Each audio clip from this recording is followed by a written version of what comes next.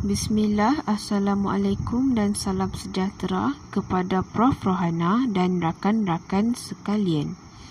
Kami dari grup K1 iaitu kumpulan kecil 5 telah bertungkus lumus selama lebih kurang 2 bulan untuk menyiapkan tugasan 1. Assalamualaikum dan selamat sejahtera.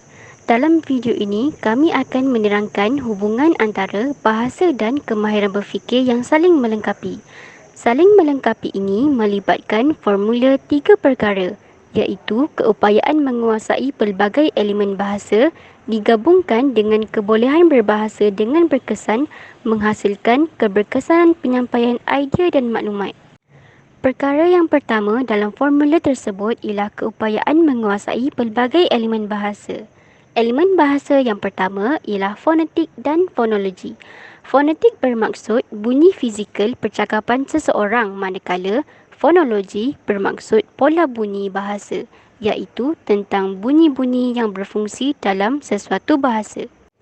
Elemen bahasa yang kedua ialah tata bahasa.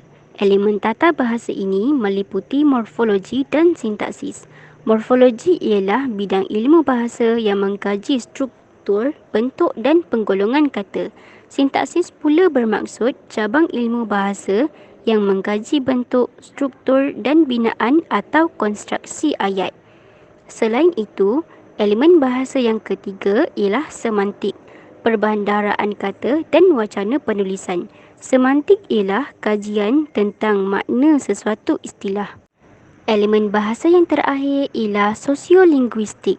Sosiolinguistik ialah kajian tentang bahasa yang berkaitan dengan masyarakat. Laras bahasa, variasi, gaya, dialek dan kesantunan akan diambil kira dalam sosiolinguistik. Justeru, menguasai kemahiran bahasa dan cekap menggunakan elemen bahasa akan dapat merangsang daya berfikir seseorang menjadikan individu lebih berketerampilan berbahasa serta yakin dalam penyampaian ilmu, idea, fakta dan maklumat berentasi pelbagai aspek. Perkara yang kedua ialah kebolehan berbahasa dengan berkesan. Perkara ini memberi fokus bagaimana bahasa memberi kesan kepada pemikiran individu. Bahasa adalah alat utama untuk seseorang individu berfikir, iaitu bagaimana pemikiran yang terkandung idea dan maklumat dapat disampaikan dan diluahkan dengan menggunakan bahasa sebagai perantara.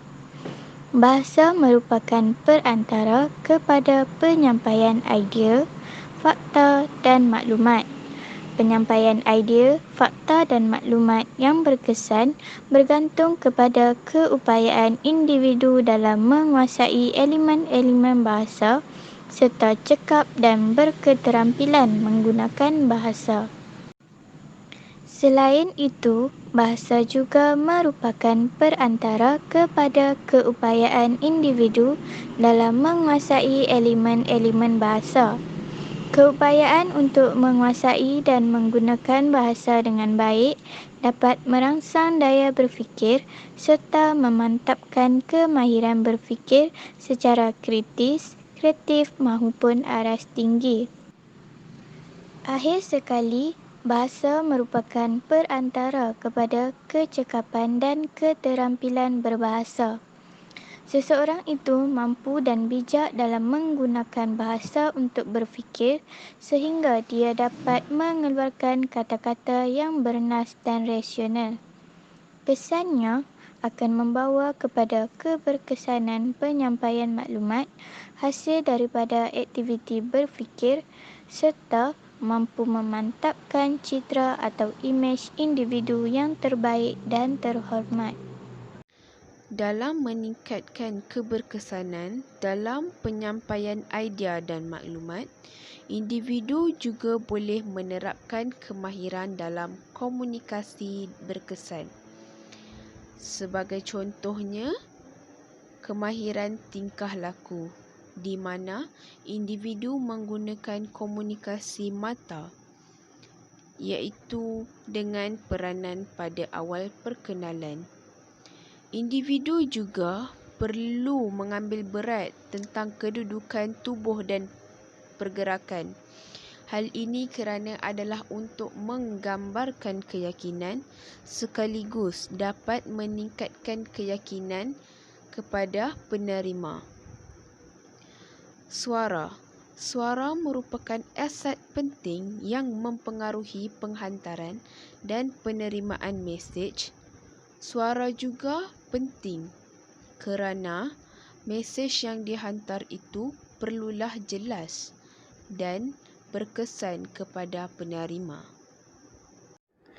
Bagi menjelaskan subtopik kecil tentang keberkesanan penyampaian idea dan maklumat, setiap individu terlibat dalam komunikasi perlu menyampaikan, menerima dan menyimpan maklumat tersebut.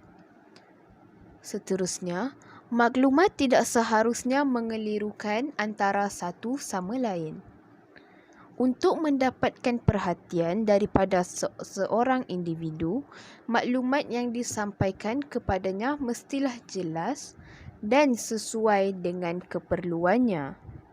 Ini dapat memudahkan kedua-dua pihak faham antara satu sama lain. Keberkesanan penyampaian idea dan maklumat boleh dimaksudkan dengan keberkesanan komunikasi merujuk kepada sumber atau penyampai maklumat yang dapat menyampaikan maklumat atau perutusan, idea atau pengetahuan kepada penerima dengan baik, tepat dan maksudnya tanpa menimbulkan kekeliruan atau salah faham. Seterusnya, ciri-ciri asas keberkesanan penyampaian idea dan maklumat antaranya ialah kandungan sesuatu mesej hendaklah mempunyai makna yang tepat.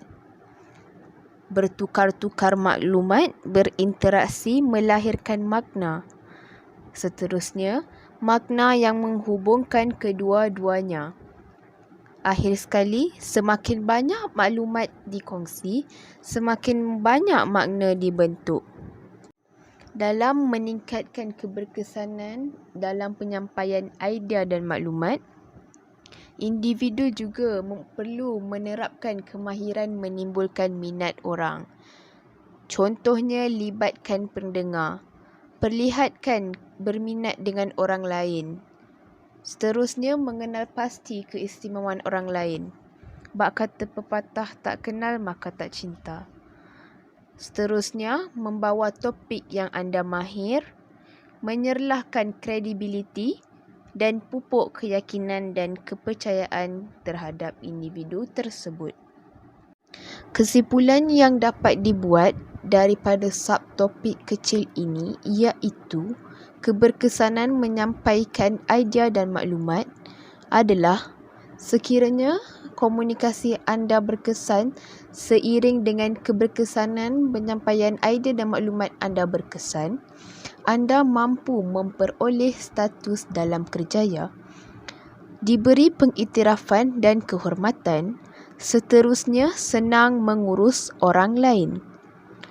Selain itu juga dapat memudahkan penyebaran ilmu dan akhirnya dapat memberikan bantuan kepada orang lain. Sekian, terima kasih.